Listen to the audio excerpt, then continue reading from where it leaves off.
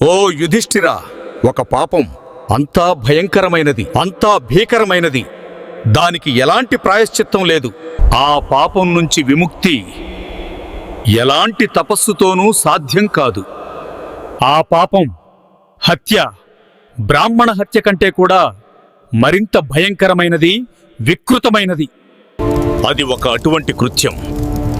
దాన్ని చూసి ప్రకృతి సైతం ద్వేషిస్తుంది. స్వయంగా నారాయణుడు కూడా ఆ పాపాత్ముని వద్దనుంచి ముఖం తిప్పేస్తారు. నమస్కారం, మీకు స్వాగతం. స్నేహితులారా, ఆర్యావర్త చరిత్రలో కురుక్షేత్ర యుద్ధం కేవలం రాజకీయ సంఘర్షణ మాత్రమే కాదు. అది ధర్మం, అధర్మం మధ్య, సత్యం, అసత్యం మధ్య, మానవీయ భావనల ఉన్నత శిఖరాలు, పతనాల మధ్య ఒక భయంకర యుద్ధక్షేత్రం. 18 రోజుల ఆ లోమహర్షకమైన సంగ్రామం తర్వాత చివరికి శంఖనాదాలు శాంతమయ్యాయి. మహావినాశం యొక్క వేదికపై శాంతి స్థాపన జరిగింది. అప్పుడు కురుక్షేత్ర ఆ రక్తరంజిత భూమి మీద చుట్టూ మరణం యొక్క నిశ్శబ్ద మాత్రమే వ్యాపించింది. సంధ్యా సమయం. హరివిల్లుమీద అస్తమయ దిశగా వెళ్తున్న సూర్యుడు తన చివరి రక్తవర్ణ కిరణాలను సమెట్టుకుంటున్నాడు. ఆ మహావినాశాన్ని చూసి అతను కూడా ముఖం దాచేసుకోవాలనుకుంటున్నట్టు. భూమి ఎప్పుడో ఆకుపచ్చగా, జీవంతంగా ఉండేది. ఇప్పుడు గాయాలతో నిండిన రథాలు, మరణించిన ఏనుగులు, బద్దలైన ఆయుధాలు, శస్త్రాలు, అసంఖ్యాక శూరవీరుల మృతదేహాలతో నిండిపోయింది. రాబందులు, నక్కల భయంకరమైన, హృదయ విదారకమైన శబ్దాలు ఆ గాయమైన మౌనాన్ని మధ్య మధ్యలో చీల్చేస్తున్నాయి. దూరంగా ఎక్కడో వితంతువుల కరుణరసపూరిత క్రందనాలు గాలిలో కలిసి వాతావరణాన్ని మరింత విషాదమేం చేస్తున్నాయి. పాండవుల శిబిరంలో విజయ శంఖం మోగినప్పటికీ ఆ విజయంలో ఎలాంటి ఉల్లాసం, హర్షం మిగల్లేదు. ముఖ్యంగా ధర్మరాజు యుధిష్ఠిరునికి ఎవరి తలపై ఇప్పుడు హస్తినాపురం యొక్క నిర్విష్ణమైన రాజముకుటం శోభిల్లబోతోందో ఆ విజయం ఓటమి కంటే కూడా మరింత బాధాకరంగా అనిపిస్తోంది. అతని అంతరంగంలో గ్లాని, పశ్చాత్తాపం, అపారమైన విషాదం యొక్క ఒక భయంకర అగ్ని ప్రజ్వలిస్తోంది. అది అతని ప్రతిరోమాన్ని దహించేస్తోంది. యుధిష్ఠిరుడు తన శిబిరం యొక్క ఏకాంతంలో కూర్చుని ఉన్నాడు. అతని కళ్ల ముందు మళ్లీ మళ్లీ గురువు ద్రోణాచార్యుని తెగిన తల, సరసయ్యపై పడుకుని ఉన్న పితామహ భీష్ముని తేజస్వి దేహం, వీరుడు అభిమన్యుని గాయాలతో నిండిన మృతదేహం వస్తున్నాయి. కాని ఇవన్నీ కంటే కూడా అతని హృదయాన్ని మరింత బాధిస్తున్న శూలం, తన సొంత పెద్దన్న వధ రహస్యం. యుద్ధం తర్వాత తల్లి కుంతి ఆ రహస్యాన్ని బయటపెట్టినప్పుడు తాము జీవితాంతం సూతపుత్రుడిగా భావించి ద్వేషించినవాడు సూర్యపుత్రుడు కర్ణుడు, తమ సొంత సోదరుడు, అతి పెద్ద అన్నాని తెలిసినప్పుడు యుధిష్ఠిరుని ఆత్మ చీత్కారాలు చేసింది. అతని మనసులో నిరంతరం ఒక ఆలోచన ఉద్భవిస్తోంది. రాజ్యం యొక్క ఈ తుచ్చమైన లోభం తనకు తన సొంత కులాన్ని సమూలంగా నాశనం చేయించింది. ఇది రాజధర్మమా? ఇది సత్యం యొక్క విజయమా? ఈ గాయమైన మానసిక ఉప్పెన, వైరాగ్య భావాలతో నిండిన యుధిష్ఠిరుడు తన శిబిరం నుంచి బయటికి వచ్చాడు. అతని కళ్లనుంచి కన్నీళ్లు అవిరళంగా ప్రవహిస్తున్నాయి. అవి ఆగడం లేదు. అతని అడుగులు భారంగా ఉన్నాయి, మాదిరి సమస్త ఆర్యావర్త పాపాల భారాన్ని తన భుజాలపై మోస్తున్నట్టు. అతను నెమ్మదిగా నడుస్తూ ఆ దిశవైపు వెళ్లాడు. అక్కడ త్రిభువన స్వామి, లీలావతారుడు భగవాన్ శ్రీకృష్ణుడు విరాజమానంగా ఉన్నాడు. శ్రీకృష్ణుడు ఒక ఏకాంతమైన, శాంతమైన శిలపై కూర్చుని ఉన్నాడు. అతని ముఖమండలంపై ఆ చిరపరిచితమైన శాంతమైన బ్రహ్మాండం యొక్క సమస్త రహస్యాలను సమెట్టుకున్న మోహక స్మిత హాస్యం ఆడుతోంది. ఇది ఆ ముస్కాన్. అది పెద్ద సంతాపాన్ని కూడా హరించేసే సామర్థ్యమున్నది. అది కరుణ యొక్క సాక్షాత్ ప్రతిరూపం. ఆ గాయమైన నిరాశ, మరణ వాతావరణంలో కూడా శ్రీకృష్ణుని సాన్నిహిత్యం ఒక శీతల చంద్రికలాగా అనిపిస్తోంది. యుధిష్ఠిరుడు వణుకుతున్న అడుగులతో శ్రీకృష్ణుని సమీపానికి చేరి అత్యంత ఆదరంగా, వినమ్రతతో తన 2 చేతులు జోడించాడు. అతని కంఠం రుద్ధమైంది. అతను మోకాళ్లపై కూర్చున్నాడు. అతని కళ్లనుంచి పడుతున్న ఉష్ణ కన్నీళ్లు భగవాన్ శ్రీకృష్ణుని చరణ కమలాలను తడిపాయి. చాలా ప్రయత్నం చేసిన తర్వాత యుధిష్ఠిరుడు తన వణుకుతున్న, రుద్ధమైన స్వరంలో అత్యంత ఆదరంగా ప్రశ్నించాడు. ఓ కేశవా, ఓ మాధవా, ఓ జగన్నాథా, నా ఈ దైన్యమైన అవస్థను చూడండి. రాజ్యాధికారం యొక్క ఈ క్షణికమైన, తుచ్చమైన లోభం నాకు నా సొంత కులాన్ని సమూలంగా నాశనం చేయించింది. నేను నా సొంత పితామహునిపై ఆయుధాలు ఎత్తాను. నా గురువుల రక్తాన్ని ప్రవహింపజేశాను. అనవసరంగా కూడా నా సొంత పెద్దన్న కర్ణుని వధకు కారణమయ్యాను. సుభద్ర, ద్రౌపది యొక్క విలాపాలు నా హృదయాన్ని గాయపరిచాయి. నాకు ఈ విజయం ఓటమి కంటే కూడా మరింత మలినమైనది, పాపకరమైనది అనిపిస్తోంది. ఓ మధుసూదన, నా మనసులో నిరంతరం ఒక ప్రశ్న ఉద్భవిస్తోంది. అది నాకు ఒక్క క్షణం కూడా శాంతి ఇవ్వడం లేదు. దయచేసి నా ఈ అంధకారాన్ని తొలగించండి. శ్రీకృష్ణుడు తన కరుణతో నిండిన కమలాల లాంటి అందమైన కళ్లతో యుధిష్ఠిరుని వైపు చూశాడు. అతను తన అభయహస్తాన్ని యుధిష్ఠిరుని వణుకుతున్న భుజాలపై ఉంచి అత్యంత కోమల స్వరంలో అన్నాడు, ఓ ధర్మరాజా, శాంతంగా ఉండు. నీ హృదయ బాధను నేను బాగా అర్థం చేసుకుంటున్నాను. ప్రశ్నించు. నీ అంతరంగాన్ని ఏ ప్రశ్న కలచివేస్తోంది? యుధిష్ఠిరుడు తన కన్నీళ్లు తుడుచుకుంటూ అన్నాడు, ఓ వాసుదేవా, ఈ సంసారంలో మనిషి అసంఖ్యాక పాపాలు చేస్తాడు. ఎవడో ఆశతో దొంగతనం చేస్తాడు. ఎవడో కోపంతో హత్య చేస్తాడు. ఎవడో పరస్త్రీ గమనం చేస్తాడు. ఎవడో గురువు ఆజ్ఞను అవహేళన చేస్తాడు. శాస్త్రాలలో వివిధ రకాల పాపాలు, వాటి శిక్షల వర్ణన ఉంది. కాని ఓ జగదీశ్వరా, నాకు ఇది చెప్పండి, ఈ సమస్త చరాచర జగత్తులో సృష్టి యొక్క అతి పెద్ద పాపమేమిటి? అది ఏ కృత్యం? అది మనిషిని సరాసరి అనంత అంధకారంలోకి, రసాతలంలోకి నెట్టేస్తుంది. అది ఏ మహాపాపం? దాన్ని స్వయంగా విధాత కూడా క్షమించలేడు. నా చేత జరిగిన ఈ కులనాశకమైనది అతి పెద్ద పాపమా? దయచేసి నాకు ఆ మహాపాపం గురించి విస్తారంగా చెప్పండి. తద్వారా ధర్మం, అధర్మం యొక్క ఈ గాజమైన గుంపును సులభం చేసుకోగలను. భగవాన్ శ్రీకృష్ణుడు యుధిష్ఠిరుని ఈ గోజమైన ప్రశ్నను విన్నాడు. అతని ఆ మనమోహక ముస్కాన్ ఇప్పుడు ఒక గంభీరమైన, ఆలోచనామగ్నమైన ఆభపై మారింది. శ్రీకృష్ణుడు హరివిల్లుమీద వ్యాపించిన అంధకారం వైపు చూస్తూ తన సుమధురమైన, గుంజాయమాన స్వరంలో ఉత్తరం ఇవ్వడం మొదలుపెట్టాడు. ఓ ధర్మరాజా, యుద్ధంలో జరిగినదంతా కాలగతి, ధర్మస్థాపనకు అనివార్యమైనది. నువ్వు వ్యర్థంగా నిన్ను ఈ మరణాలకు కారణంగా భావించి అజ్ఞానతతో శోకిస్తున్నావు. నీ ప్రశ్నకు సంబంధించి ముందుగా ఇది అర్థం చేసుకో. పాపం వాస్తవానికి ఏమిటి? వేదాంతం ప్రకారం పాపం కేవలం ఒక నిమ్న స్థాయి చేతన. ఏదైనా నిమ్న చేతనకు ఎలాంటి వాస్తవిక ఉనికి లేదు.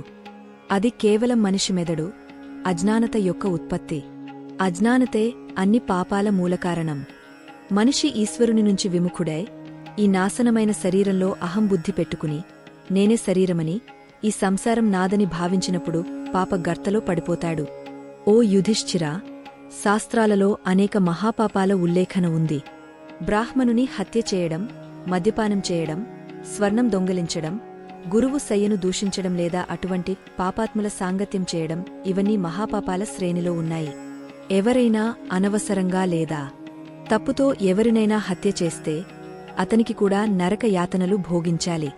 కాని ఓ కుంతిపుత్రా, ఈ అన్ని పాపాలకు ఏదో ఒక ప్రాయశ్చిత్తం ఈ జగత్తులో లభ్యమవుతుంది. ఎవడో కయిన తపస్సుతో, ఎవడో తీర్థస్నానాలతో, ఎవడో ఈశ్వరుని అనన్యభక్తి, ఆధ్యాత్మిక జ్ఞానం యొక్క నౌకలో కూర్చుని ఈ పాప భవసాగరాన్ని దాటవచ్చు. పెద్ద పెద్ద పాపాత్ముడు కూడా సత్యమైన మనసుతో పశ్చాత్తాపం చేస్తే ఈశ్వరుడు అతన్ని క్షమిస్తాడు.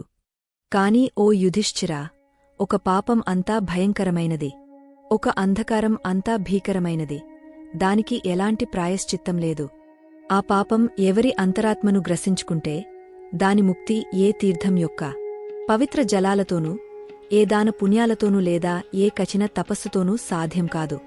ఆ పాపం హత్య, బ్రాహ్మణ హత్య కంటే కూడా మరింత భయంకరమైనది, వికృతమైనది. అది ఒక అటువంటి కృత్యం, దాన్ని చూసి ప్రకృతి ద్వేషిస్తుంది. స్వయంగా నారాయణుడు కూడా ఆ పాపాత్ముని వద్దనుంచి ముఖం తిప్పేస్తారు. యుధిష్ఠిరుని కళ్ళు విస్మయం, భయంతో విశాలమయ్యాయి. అతని ఆసక్తి చరమాంకానికి చేరింది. అతను ఆతురతతో రెండు చేతులు జోడించి ప్రశ్నించాడు, ఓ త్రిభువనపతి, అటువంటి అకల్పనీయ మహాపాపమేమిటి? దానికి ఎలాంటి మార్జనమూ లేదు. అది ఏ కర్మ? దాన్ని చూసి ఈశ్వరుడు కూడా విముఖుడవుతాడు. దయచేసి నా అజ్ఞానతను నివారించండి. ఆ పాపం పేరు చెప్పండి. శ్రీకృష్ణుడు ముస్కురిస్తూ అన్నాడు, ఓ భ్రాత యుధిష్ఠిరా, ఆ మహాపాపం పేరును నేను నీకు ఇప్పుడు సరాసరి చెప్పను. ఆ పరమ సత్యాన్ని అర్థం చేసుకోవాలంటే నువ్వు ఒక కథ యొక్క గాజతలోకి దిగాలి. ఇది మహర్షి నారదుడు వర్ణించిన కథ. పితామహ బ్రహ్మాలోకం నుంచి మరణలోకం వరకు ప్రసిద్ధమైనది. నువ్వు పూర్తి ఏకాగ్రతతో ఈ కథను శ్రవణం చేయి. ఈ కథలో మనిషి పతనం, ఉత్థానం యొక్క అనేక రహస్యాలు దాగి ఉన్నాయి. చివరి వరకు చేరేసరికి నువ్వు స్వయంగా ఆ మహాపాపాన్ని గుర్తించగలవు. యుధిష్ఠిరుడు ఏకాగ్రచిత్తంగా ధ్యానం చేశాడు. భగవాన్ శ్రీకృష్ణుడు తన సమ్మోహక స్వరంలో ఆ ప్రాచీన కథను మొదలుపెట్టాడు. ప్రాచీన కాలం యొక్క మాట: ఓ యుధిష్ఠిరా, మహర్షి గౌతముని పవిత్రమైన, ప్రతిష్ఠాత్మకమైన వంశంలో ఒక మనిషి జన్మించాడు. అతని పేరు కూడా గౌతముడే. అతను జన్మతః బ్రాహ్మణుడైనప్పటికీ అతని కర్మలు, ఆచరణలో బ్రాహ్మణత్వం యొక్క లేసమాత్రమూ మిగల్లేదు. వేదాధ్యయనం, తపస్సు, శీలం, సదాచారం, సత్యం ఇవన్నీ దైవీయ గుణాలను వదిలేసి అతను కుసంగతి యొక్క గాజమైన గర్తలో పడిపోయాడు. గౌతముడు తన కుల మర్యాదలను లంఘించి ఒక శూద్రకన్యతో వివాహం చేసుకున్నాడు. అతను దోపిడీదారులు, దొంగలు, క్రూర శికారీల ఒక మలినమైన బస్తీలో నివాసం చేస్తున్నాడు. అతను దేవతోపాసన చేయడు, అతిథుల సత్కారం చేయడు. అతని హృదయంలో కేవలం ఒకే లాలస మిగిలింది: ధనం, భౌతిక సుఖాల ఆకలి. అతని దారిద్ర్యం అతని పాపాల ఫలమే. కాని అతను దాన్ని అంగీకరించకుండా ఎలాంటి మార్గంతోనైనా ధనం సంపాదించాలనుకున్నాడు. ఒకసారి ధనం శోధనలో తన జీవనోపాధి నడపడానికి గౌతముడు తన గ్రామం నుంచి బయటికి వచ్చి ఉత్తర దిశ వైపు ఒక దీర్ఘమైన, దుర్గమమైన ప్రయాణం మొదలుపెట్టాడు. అతను అత్యంత లాలచివాడు, ఎలాంటి సీమలకు కూడా వెళ్లగలడు. ప్రయాణం మధ్యలో అతను వ్యాపారుల ఒక పెద్ద కారవాన్తో చేరాడు. అది సముద్రం వైపు వెళ్తోంది. కాని ఓ యుధిష్ఠిరా, నియతి ఆట చాలా విచిత్రమైనది. మార్గంలో ఒక అత్యంత గాజమైన అడవిని దాటుతుండగా ఆ కారవాన్పై అడవి ఏనుగుల ఒక విశాలమైన, ఉన్మత్తమైన గుంపు దాడి చేసింది. ఆ కోపోద్రిక్త గుంపు పలకరించడంతోనే మొత్తం కారవాను తుంచేసింది. వ్యాపారులు, వారి రక్షకులను చితకబాదేసింది. ఆ భీకరమైన, రక్తపాతపూరిత దాడిలో సంయోగవశాత్తు లేదా తన దురదృష్టం కారణంగా కేవలం గౌతముడు మాత్రమే ఏదో విధంగా తన ప్రాణాలను కాపాడుకుని పారిపోయాడు. గౌతముడు భయభ్రాంతుడై, ఆకలితో, దాహంతో, పూర్తిగా దిశాహీనుడై ఉత్తరం వైపు పరుగెత్తాడు. అతని వస్త్రాలు చిరిగపోయాయి, ముళ్లతో. అతని శరీరంపై గాయాలయ్యాయి. అతను అప్పటివరకు పరుగెత్తాడు. చివరికి పూర్తిగా అలసిపోయి ఒక అత్యంత రహస్యమైన, అలౌకిక అడవిలోకి ప్రవేశించాడు. ఓ ధర్మరాజా, ఆ అరణ్యం సాధారణ అడవి కాదు. అది ఒక దివ్య కాననం, ప్రకృతి యొక్క అనుపమ సౌందర్యం, దివ్యతతో సుసజ్జితమైంది. అక్కడి ఆకుపచ్చ తన్మయత్వం కళ్లకు శీతలత్వం ఇస్తుంది. ఆ అడవిలోకి ప్రవేశించగానే గౌతముని అలసట ఏదో మాయలా సగం అయిపోయింది. అక్కడి ఎత్తైన, విశాలమైన చెట్లపై స్వర్గీయమైన, సుగంధమైన పుష్పాలు వికసిస్తున్నాయి. వాటి సువాసనతో మొత్తం వాతావరణం అమృతమయ మహకతో నిండిపోయింది.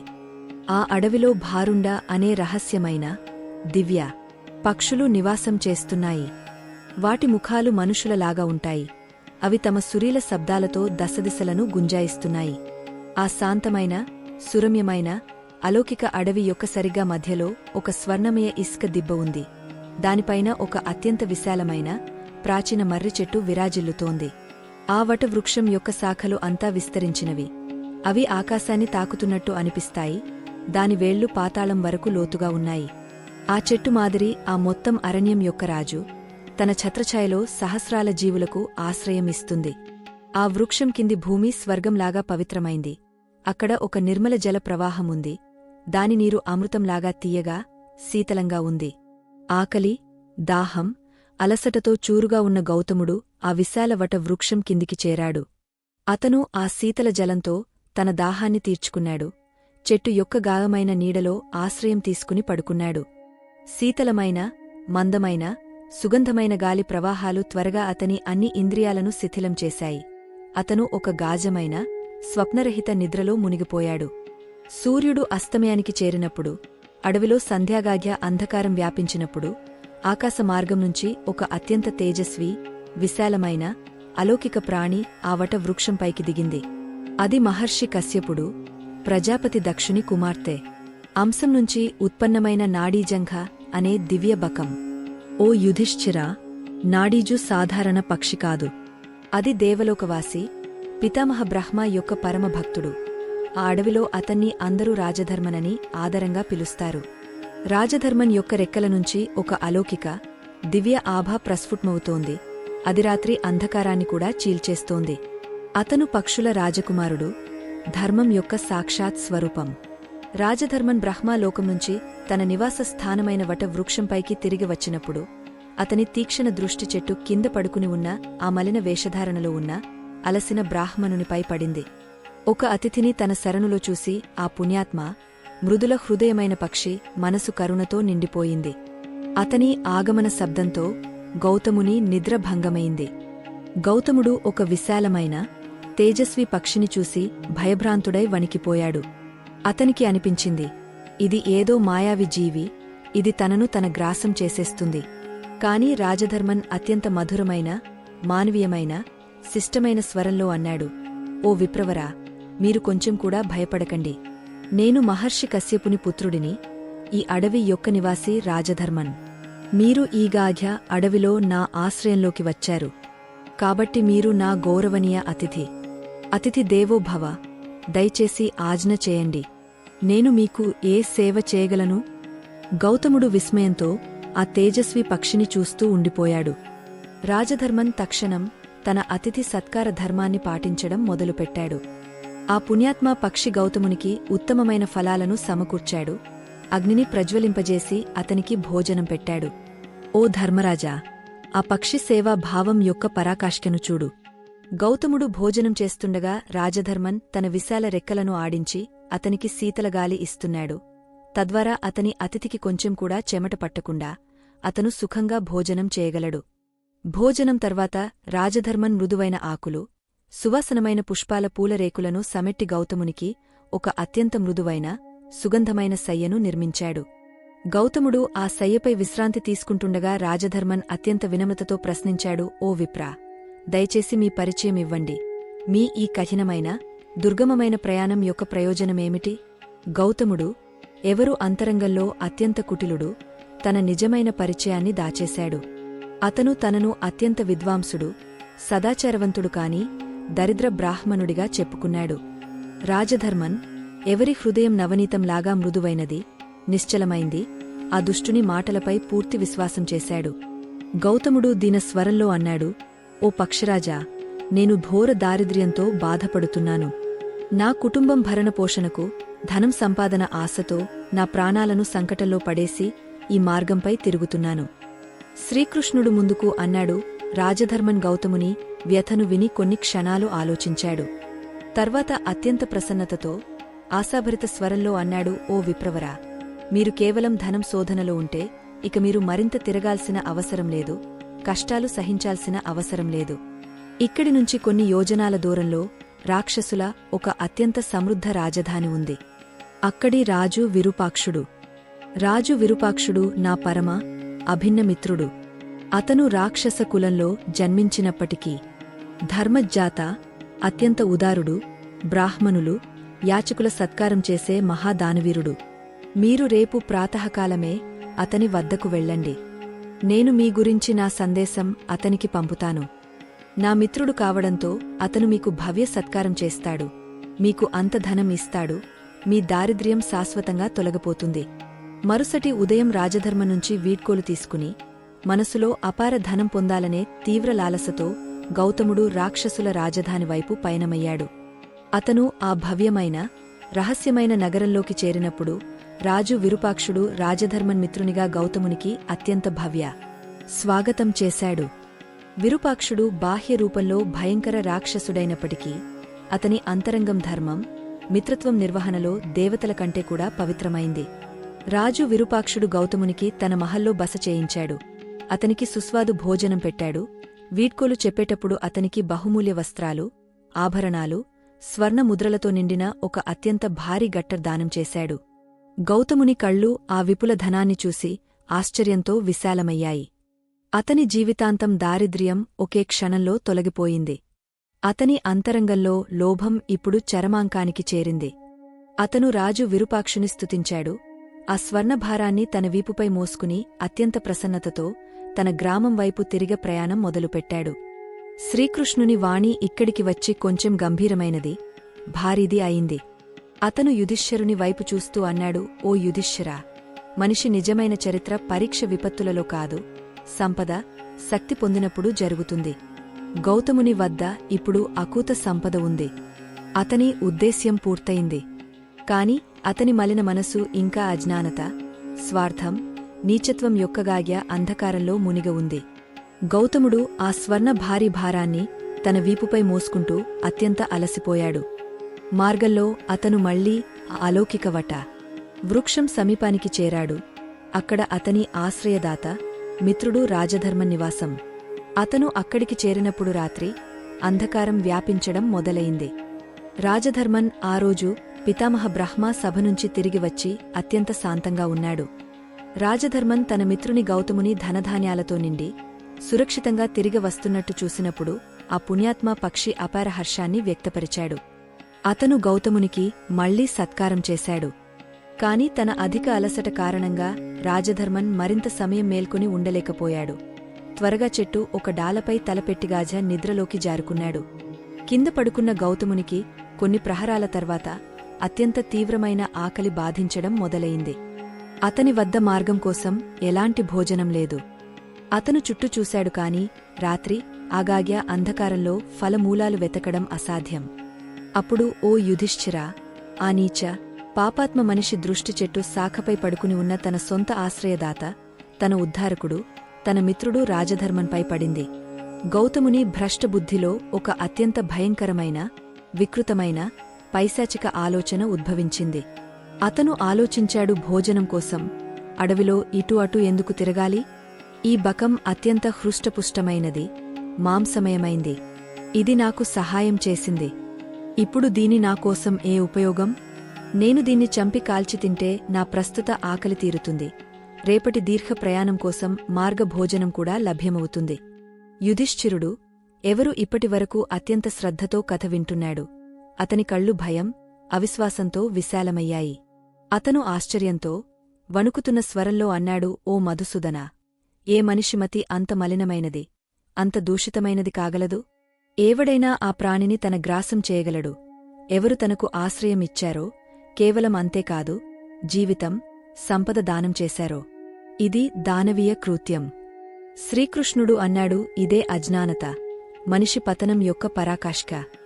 ధర్మరాజా, గౌతముడు తన ఈ వికృత ఆలోచనపై ఒక క్షణం కూడా పునరాలోచన చేయలేదు. అతని వివేకం పూర్తిగా నాశనమైంది. అతను అత్యంత నిశ్శబ్దంగా పొడి కట్టెలు సమెట్టి అగ్నిని ప్రజ్వలింపజేశాడు. తర్వాత తన ఆయుధాన్ని ఎత్తి ఆ నిరాయుధమైన, గాజ నిద్రలో ఉన్న, పూర్తి విశ్వాసంతో నిండిన దేవపక్షి రాజధర్మను అత్యంత నిర్దయతో హత్యచేశాడు. ఓ కుంతినందన, ఆ నరాధముని పాపం అక్కడే ఆగలేదు. హత్య తర్వాత అతను ఆ పుణ్యాత్మ పక్షి యొక్క మృదువైన రెక్కలను నూరాడు. ఎప్పుడో అతను గౌతమునికి గాలి ఇచ్చినవి. అతన్ని ఆ అగ్నిలో కాల్చి పశువులాగా తన ఆకలిని తీర్చుకున్నాడు. తర్వాత మిగిలిన మాంసాన్ని తన థైల్లో కట్టి ఆ స్వర్ణభారంతో రాత్రికి రాత్రే తన గ్రామం వైపు పారిపోయాడు. ఇక్కడ మరుసటి రోజు రాజు విరూపాక్షునికి తెలిసింది, తన పరమమిత్రుడు రాజధర్మన్ ఎవరు నిత్యం తనను కలవడానికి వస్తాడో అతను రాలేదు. అతనికి అత్యంత చింత కలిగింది. అతని మనసు ఏదో ఘోర అనిష్ట ఆశంకతో వణికిపోయింది. అతను తక్షణం తన సైనికులు, రక్షకులను ఆ వట వృక్షం వైపు పంపాడు. రాక్షసులు అక్కడికి చేరి రాజధర్మన్ యొక్క రక్తరంజిత రెక్కలు, ఆరిపోయిన బూడిద, అస్థికలను చూసినప్పుడు శోకం, భయంకర కోపంతో పిచ్చి అయిపోయారు. వారికి అర్థమైంది, ఇది ఆ దుష్ట బ్రాహ్మణుని కృత్యం. ఎవరికి తమ రాజు ధనమిచ్చాడో వారు తక్షణం ఆ పాపాత్మ గౌతముని పాదముద్రలను అనుసరించి అతన్ని అడవి బయట పారిపోతుండగా మార్గంలోనే పట్టుకుని అతన్ని బందీచేశారు. గౌతముని సంకెళ్లలో బిగించి లాగుతూ విరూపాక్షుని ముందు తీసుకువచ్చారు. తన అతి ప్రియమిత్రుని ఈ నిర్దయ హత్య సమాచారం విని విరూపాక్షుని కళ్లనుంచి రక్తకన్నీళ్లు ప్రవహించాయి. అతని శోకం కోపంగా మారింది. రాక్షసులు తమ రాజును అడిగారు, ఓ మహారాజా, ఈ పాపాత్మ నీచ మనిషి మా అతిథి ధర్మాన్ని భయంకరంగా ఉల్లంఘించాడు. ఇది ఆ పుణ్యాత్మ హత్య చేశాడు. ఆజ్ఞ ఇవ్వండి, మేము దీని శరీరాన్ని చిన్న చిన్న ముక్కలుగా చేసి దీని పచ్చి మాంసాన్ని తినేస్తాం. తద్వారా మా ప్రతీకార అగ్ని శాంతమవుతుంది. రాజు విరూపాక్షుడు ఆ పాపాత్మ గౌతముని వైపు చూసి ద్వేషంతో ముఖం తిప్పేశాడు. అతను తన రాక్షసులకు ఆదేశించాడు కాదు, ఆగండి, ఈ నీచుని మాంసాన్ని ఎన్నడూ తినకండి. రాక్షసులు ఆశ్చర్యపోయారు. విరూపాక్షుడు ముందుకు అన్నాడు, ఇది చేసిన పాపం యొక్క దుర్గంధం దీని రక్తం యొక్క ప్రతి బొట్టలో, మాంసం యొక్క ప్రతి రేఖలో సమవేశమైంది. దీని అంతరంగంలో అటువంటి ఘోరమైన, సర్వనాశకరమైన పాపం వ్యాపించింది. అది మా రాక్షస కులాన్ని కూడా అపవిత్రం చేస్తుంది. మీరు దీని మాంసాన్ని తింటే ఆ పాపం ప్రభావంతో మీరందరూ శాశ్వతంగా కలంకితులు, కుష్కరోగులు, అశుద్ధులు అవుతారు. కుక్కలు, నక్కలు, రాబందులు కూడా దీని మాంసాన్ని తినడానికి నిరాకరిస్తాయి. ఈ పాపాత్ముని చంపి ఆ అడవిలోనే విసిరేయండి. అక్కడే ఇది నా మిత్రుని వధ చేసింది. శ్రీకృష్ణుడు యుధిష్ఠిరుని కళ్లలోకి చూస్తూ ప్రశ్నించాడు, ఆలోచించు యుధిష్ఠిరా, ఆ పాపం ఎంత భయంకరమైంది. రాక్షసులు స్వభావంగా మనుష్య మాంసం తినేవారు. మనుష్య మాంసం వారికి అత్యంత ప్రియమైంది. వారు కూడా ఆ బ్రాహ్మణుని మాంసాన్ని తినడానికి నిరాకరించారు. అది ఏ పాపం? అది హింసక పశువులు, ప్రకృతి కూడా అంగీకరించలేకపోతున్నాయి. యుధిష్ఠిరుడు స్తబ్దుడైపోయాడు. అతని వద్ద ఎలాంటి ఉత్తరం లేదు. అతను కేవలం శ్రీకృష్ణుని ముఖం వైపు టక్కున చూస్తున్నాడు. శ్రీకృష్ణుడు కథను ముందుకు తీసుకువెళ్లాడు. విరూపాక్షుడు భారీ హృదయంతో తన మిత్రుని రాజధర్మన్ యొక్క అంతిమ సంస్కార వ్యవస్థ చేశాడు. ఒక అత్యంత విశాలమైన, భవ్యమైన చితిని నిర్మించాడు. దాని చందన కట్టెలు, సుగంధ ద్రవ్యాలు, బహుమూల్య రత్నాలు, రేష్మి వస్త్రాలతో అలంకరించాడు. విరూపాక్షుడు తన కన్నీళ్లతో నిండిన కళ్లతో ఆ చితిలో అగ్నిని ప్రజ్వలింపజేసిన వెంటనే ఆకాశంలో ఒక దివ్య ఘటన జరిగింది. అంతరిక్షంలో ఒక అత్యంత తేజమయ జ్యోతి ప్రకటమైంది. అది దేవలోక శుభ్రమాత కామధేను యొక్క సుపుత్రి దేవి సురభి. ఆమెతో స్వర్గాధిపతి దేవరాజు ఇంద్రుడు కూడా తన ఐరావతంపై సవారీ చేసి అక్కడ ప్రకటమయ్యాడు.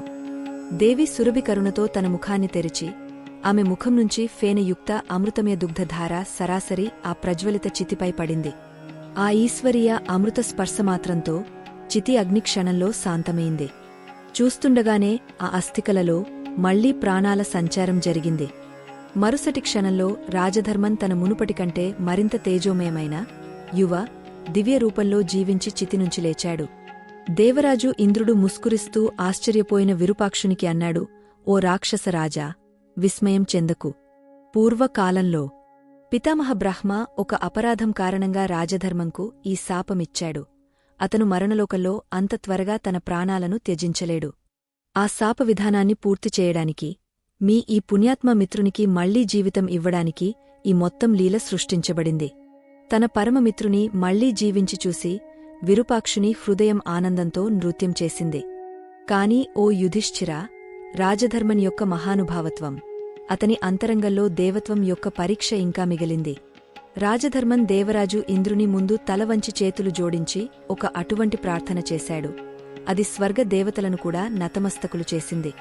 రాజధర్మన్ అన్నాడు, ఓ దేవేశ్వరా ఇంద్రా, మీరు నాపై కొంచెం కూడా ప్రసన్నులైతే, మీరు నాపై కృప చేయాలనుకుంటే నా కేవలం ఒకే ప్రార్థన. నా ఆ మిత్రుడు గౌతమ బ్రాహ్మణునికి దయచేసి క్షమించండి. రాక్షసులు కోపంతో అతనికి మరణదండన ఇచ్చారు. దయచేసి అతన్ని కూడా మళ్లీ జీవింపజేయండి. ఇంద్రుడు ఆ పక్షి యొక్క ఈ అద్వితీయమైన, అకల్పనీయమైన క్షమాశీలతపై ముగ్ధుడయ్యాడు. ఎవరు అతన్ని నిద్రలో కోసి కాల్చాడో రాజధర్మన్ అతనికోసమే జీవిత దానం అడుగుతున్నాడు. ఇంద్రుడు తథాస్తు అని అన్నాడు. తన అమృత దృష్టితో ఆ పాపాత్మ గౌతమునికి కూడా జీవిత దానమిచ్చాడు. గౌతముడు జీవించి లేచినప్పుడు రాజధర్మన్ వెళ్లి ఆ పాపాత్ముని కౌగిలించుకున్నాడు. అతను గౌతముని మనసునుంచి భయాన్ని తొలగించడానికి అతనికి అతని మొత్తం స్వర్ణం, ధనం తిరిగి ఇచ్చాడు. అత్యంత ప్రేమతో అతన్ని అతని గ్రామం వైపు వీడ్కోలు చెప్పాడు. తర్వాత రాజధర్మన్ స్వయంగా పితామహ బ్రహ్మలోకానికి ప్రస్థానమయ్యాడు. అక్కడ అతనికి భవ్య సత్కారం జరిగింది. శ్రీకృష్ణుడు ముందుకు అన్నాడు, గౌతముడు తన మొత్తం ధనం తీసుకుని తిరిగి తన శూద్ర భార్య వద్దకు వెళ్లాడు. అనేక సంవత్సరాలు ఆ పాపపురిత, మలిన జీవితాన్ని కొనసాగించాడు. అతనికి అనిపించింది, తాను బయటపడ్డాను, సంపద పొందాను. కాని ఓ యుధిష్ఠిరా, ధర్మచక్రం అత్యంత సూక్ష్మమైనది, కఠినమైంది. దేవరాజు ఇంద్రుడు రాజధర్మన్ ప్రార్థనపై గౌతమునికి జీవితమిచ్చాడు. కాని బ్రహ్మాండం యొక్క కర్మఫల అమోఘ విధానం అతన్ని క్షమించలేదు. దేవలోకం నుంచి సమస్త దేవతలు కలిసి అతనిపై ఒక అత్యంత భయంకర శాపాన్ని ఉద్ఘోషించారు. దేవతలు అన్నారు, తన మరణం తర్వాత గౌతముడు యుగయుగాలు అతి భయంకరమైన, అతి అంధకారమేమైన, బాధాకరమైన నరకంలో కుళ్ళిపోవాలి. మరి తెలుసా ఎందుకు? ఎందుకంటే అతని నుదుటిపై ఆ మహాపాపం కలంకముంది. అది ఎన్నడూ తుడుచబడదు. యుధిష్ఠిరుడు ఇక ధైర్యం చేయలేకపోయాడు. అతని అంతరంగంలో కల్లోలం చరమసీమకు చేరింది. అతను శ్రీకృష్ణుని చరణాలలో పడి రుదనం చేస్తూ అన్నాడు, ఓ మాధవా! ఓ కరుణానిధి! ఇక రహస్యముంచకండి. నా ప్రాణాలు కంకంలోకి వచ్చాయి. ఆ పాపాత్ముడు హత్య చేశాడు. అతను లాలచివాడు. అతను విశ్వాసఘాతం చేశాడు. కాని ఆ ఒక్క మాట ఏమిటి? ఆ మహాపాపం ఏమిటి? అది అతని మాంసాన్ని కూడా అస్పృశ్యం చేసింది. దాన్ని చూసి రాక్షసులు కూడా ద్వేషించారు. అది అతన్ని అనంత నరకానికి భాగి చేసింది. దయచేసి నాకు ఆ పాపం పేరు చెప్పండి. శ్రీకృష్ణుడు యుధిష్ఠిరుని తన 2 చేతులతో లేపాడు. అతను తన అమృత రూపమైన తేజవంతమైన దృష్టితో యుధిష్ఠిరుని కళ్లలోకి గాజ్యంగా చూస్తూ అత్యంత స్పష్టమైన, ధీరమైన, గంభీరమైన శబ్దాలలో బ్రహ్మాండం యొక్క ఆ పరమసత్యాన్ని ఉద్ఘోషించాడు. ఓ ధర్మరాజా! అది మహాపాపం ఉపకారం చేసినదాన్ని మరచిపోవడం. ఓ యుధిష్ఠిరా! శ్రద్ధగా విను. ఈ చరాచర సంసారంలో ఎవడైనా అజ్ఞానతతో లేదా కోపంతో ఎవరినైనా హత్య చేస్తే, మద్యపానం చేస్తే, స్వర్ణం దొంగలిస్తే లేదా ఏదైనా ఇతర జఘన్య అపరాధం చేస్తే అతను పాపాత్ముడే. ఆ పాపాల ఫలాన్ని అతను భోగించాలి. కాని ఆ పాపాల తర్వాత మనిషికి ఆత్మగ్లాని కలిగితే, అతను కహిన తపస్సు చేస్తే, తీర్థాలలో స్నానం చేస్తే లేదా ఈశ్వరీయ జ్ఞానం పొందితే అతను ఆ పాపం నుంచి ముక్తి పొందవచ్చు. కాని ఉపకారం మరచిపోవడం అంతా మహాపాపం. అది మనిషి ఆత్మ యొక్క వేళ్లలో విషం కలిపేస్తుంది. ఎవడైనా నిస్వార్థ భావంతో మీకు ప్రేమ, ఆశ్రయం, సహాయం, జ్ఞానం లేదా జీవితదానం ఇస్తే మీకు ఆ ఉపకారి మధ్య ఒక ఈశ్వరీయ రుణం, శక్తి యొక్క పవిత్ర చక్రం స్థాపితమవుతుంది. ఆ ఉపకృత మనిషి తన అహంకారం, స్వార్థం లేదా లాలచం వశంతో ఆ ఉపకారాన్ని మరచిపోతే, దాన్ని నిరాకరిస్తే లేదా గౌతముడులాగా తన సొంత రక్షకుని భక్షకుడవుతాడు. అప్పుడు అతను సృష్టి యొక్క అతి పవిత్ర నియమం ఉపకారాన్ని ఖండిస్తాడు. ఓ కుంతి నందన! ఉపకారం మరచిన మనిషికి ఈ బ్రహ్మాండంలో ఎలాంటి ప్రాయశ్చిత్తం లేదు. ఏ తీర్థయాత్ర, ఏ మహాదానమా, ఏ యజ్ఞమా, ఏ దేవత ఒక ఉపకారం మరచిన మనిషిని అతని పాపం నుంచి లేదా నరక యాతనల నుంచి ముక్తి చేయలేడు. స్వయంగా మహాదేవ శివుడు, పితామహ బ్రహ్మ కూడా ఉపకారం మరచిన మనిషిని క్షమించరు. ఉపకారం మరచడం మనిషి శక్తిని పూర్తిగా ఎండబెట్టేస్తుంది. అతని భాగ్యాన్ని అంధకారమయం చేస్తుంది. జన్మాంతరాలు అతని ఆత్మ అశుద్ధంగా ఉంటుంది. అందుకే నరభక్షక రాక్షసులు కూడా గౌతముని మాంసాన్ని తినడానికి నిరాకరించారు. ఎందుకంటే ఉపకారం మరచడం యొక్క పాపం సంక్రామకమైంది. అది స్పర్శించిన వానిని కూడా మలినం చేస్తుంది. శ్రీకృష్ణుడు అన్నాడు, ఓ కుంతి నందనా! ఇప్పుడు నీ అంతరంగంలోకి చూడు. నువ్వు యుద్ధంలో అప్పటివారిని చంపానని శోకిస్తున్నావు. అది నీ ఉపకారం మరచడం కాదు. నువ్వు ధర్మరక్షణకు ఆతతాయులపై ఆయుధాలు ఎత్తావు. ఆలోచించు యుధిష్ఠిరా! కౌరవులు నీ చేత జరిగిన ప్రతి ఉపకారం, ప్రతి ప్రేమ, ప్రతి సమాధానాన్ని మరచి ఉపకారం మరచడం యొక్క పరిచయమే చేశారు. కాబట్టి యుద్ధంలో జరిగినది ఒక క్షత్రియుని పరమధర్మం. నువ్వు పాపాత్ముడివి కావు యుధిష్ఠిరా! పాపం అది జరిగేది నువ్వు ఆ పరమాత్ముని మరచినప్పుడు. ఎవరు నీకు జీవితమిచ్చాడో, లేదా ఆ మిత్రుని మరచినప్పుడు, ఎవరు ఘోర అంధకారంలో నీ చేయి పట్టుకున్నాడో. మనిషి ఉపకారం గుర్తుంచుకున్నప్పుడు అతను ఈశ్వరునికి అతి సమీపంలో ఉంటాడు. ఉపకారం గుర్తుంచుకోవడం ఒక చుంబకంలాగా, అది బ్రహ్మాండం యొక్క అన్ని సానుకూల శక్తులను తన వైపు ఆకర్షిస్తుంది. మరి ఉపకారం మరచిన హృదయం రాయిలాగా కఠినమవుతుంది. అది ఏ ఈశ్వరీయ కృపను గ్రహించలేదు. శ్రీకృష్ణుని ఈ దివ్యవచనాలు విని యుధిష్ఠిరుని కళ్లనుంచి ఇప్పుడు ప్రవహిస్తున్న కన్నీళ్లు విషాదం లేదా ఆత్మగ్లాని యొక్కవి కావు, పరమజ్ఞానం, కరుణ యొక్కవి. అతని మనసు యొక్క అజ్ఞాన రూపమైన ఆగాధ్య అంధకారం, కామనలు, మోహంతో కప్పబడినది శ్రీకృష్ణుని వచనాల జ్ఞాన అగ్నిలో భస్మమైంది. అతనికి ఇది పూర్తిగా స్పష్టమైంది. సంసారం యొక్క అతిపెద్ద శత్రువు ఏ బాహ్య వ్యక్తి లేదా యుద్ధం కాదు, మనిషి అంతరంగంలో కూర్చున్న అహంకారం, ఉపకారం మరచడం యొక్క భావం. యుధిష్ఠిరుడు సాష్టాంగ దండవచ్చేసి శ్రీకృష్ణుని చరణ కమలాలను తన కన్నీళ్లతో మళ్లీ ధోవాడు. అతను గద్గదమైన, భావ విభోరమైన కంక్యంతో అన్నాడు, ఓ అనంత, ఓ అచ్యుత, ఓ విశ్వరూప, మీరు ఈరోజు నన్ను ఆగాధ్య అంధకూపం నుంచి బయటికి తీసుకువచ్చారు. అందులో నేను అజ్ఞానతతో మునిగిపోతున్నాను. ఈరోజు నాకు ఈ పరమ సత్యం తెలిసింది. ఉపకారాన్ని గుర్తుంచుకోవడం, తన రక్షకుడు, మిత్రుడు, ఈశ్వరుని పట్ల శాశ్వతంగా ఉపకారం గుర్తుంచుకోవడం మనిషి అతిపెద్ద ధర్మం. దాన్ని మరచిపోవడం ఈ సృష్టి యొక్క అతిపెద్ద మహాపాపం. నేను ఇక అజ్ఞానత వశంతో శోకించను. నేను ఈ రాజధర్మాన్ని ఉపకారం గుర్తుంచుకునే భావంతోనే స్వీకరిస్తాను. ఈ విధంగా కురుక్షేత్ర ఆ సంధ్యలో భగవాన్ శ్రీకృష్ణుడు కేవలం ధర్మరాజు యుధిష్ఠిరుని మోహం, విషాదాన్ని నివారించలేదు. రాబోయే యుగాలు సమస్త మానవతకు ఈ చిరంతన సందేశాన్ని వదిలేశాడు. ఈ భౌతిక జగత్తులో అతి మూల్యవంతమైన వస్తు స్వర్ణం, సత్తా లేదా విజయం కాదు. అది ఉపకారం గుర్తుంచుకోవడం. అది మనిషిని మనిషిగా ఉంచుతుంది. ఉపకారం గుర్తుంచుకునే ఆత్మే ఈశ్వర సాన్నిహిత్యానికి నిజమైన అర్హత గలది. ఉపకారం మరచిన వానికి ఈ బ్రహ్మాండంలో ఎలాంటి క్షమా లేదు. స్నేహితులారా, ఈ విధంగా భగవాన్ శ్రీకృష్ణుడు ధర్మరాజునికి సంసారం యొక్క అతి పెద్ద పాపం గురించి చెప్పాడు. ఈ కథ మీకు బాగా నచ్చిందని ఆశిస్తున్నాను. ఈ కథలో దాగిన హృదయస్పర్శక సందేశం మన జీవితాల్లో ఉపకారం గుర్తుంచుకోవడం యొక్క మహత్వాన్ని, మనల్ని మరింత మానవీయులుగా మార్చే ఆ భావాన్ని మనసులో దాచుకుందాం. ప్రతి ఉపకారం మన ఆత్మను ఉద్ధరిస్తుంది, మనల్ని ఈశ్వరునికి దగ్గర చేస్తుంది. అందుకే మన చుట్టూ ఉన్న ఉపకారాలను గుర్తుంచుకుందాం. ఒక్కో ఉపకారం మన జీవితంలో ఒక చిన్న దీపం లాంటిది. అది చీకటిని తరిమేసి మన మార్గాన్ని వెలిగిస్తుంది. తల్లిదండ్రులు పెంచిన ప్రేమ, స్నేహితులు పక్కన నిలిచిన సమయం, గురువులు చూపిన మార్గం, ఒక అపరిచితుడు చూపిన దయ, ఇవన్నీ మనల్ని ఇక్కడి వరకు తీసుకొచ్చిన బలాలు. వాటిని మరచిపోతే మన హృదయం ఒక రాయిలాగా బరువెక్కిపోతుంది. కాని వాటిని గుర్తుంచుకుంటే మనలో ఒక తాజా ప్రవాహం, ఒక జీవంతమైన శక్తి నడుస్తుంది. ఈ కథలో రాజధర్మంలాంటి ఒక పక్షి కూడా తనకు హాని చేసిన వానికి క్షమాభిక్ష పెట్టి జీవితం తిరిగి ఇవ్వమని అడిగాడు. అది మనకు ఒక పాణ్యం. ఉపకారం చేసినవాడు ఎంత గొప్పవాడో, ఉపకారం గుర్తుంచుకునేవాడు కూడా అంతే గొప్పవాడు. గౌతముడిలా మనసు చీకటిలో పడిపోకుండా ఎప్పుడూ కృతజ్ఞతతో జీవిద్దాం. ఒక్కో రోజు ఒక్కసారి అనుకుందాం, నాకు ఎవరెవరు ఏమేమి చేశారు, నేను వాళ్లకు ఏమి ఇవ్వగలను అని. ఆ చిన్న ఆలోచనే మన జీవితాన్ని మార్చేస్తుంది. మీరందరూ ఈ కథలోని భావాన్ని మనసులో పెట్టుకుని మీ చుట్టూ ఉన్న మంచి మనుషులకు ఒక్క మాటైనా ధన్యవాదాలు అని చెప్పగలిగితే ఈ కథ చెప్పిన ఫలితం సాధ్యమవుతుంది. జీవితంలో ఉపకారాలు గుర్తుంచుకునే హృదయమే అసలు ధనం. ఆ ధనం ఎప్పుడూ తగ్గదు, ఎవరూ దొంగలించలేరు. మీకు ఈ కథ హృదయాన్ని తాకిందని, మీ జీవితంలో కొంచెం ఎక్కువ కృతజ్ఞత పెరిగిందని ఆశిస్తున్నాను.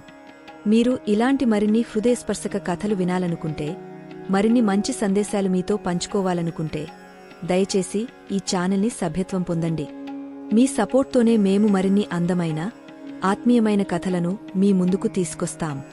మీ అందరికీ హృదయపూర్వక ధన్యవాదాలు. జై శ్రీకృష్ణుడు. ఎప్పుడూ కృతజ్ఞతతో ఉండండి. సంతోషంగా జీవిద్దాం.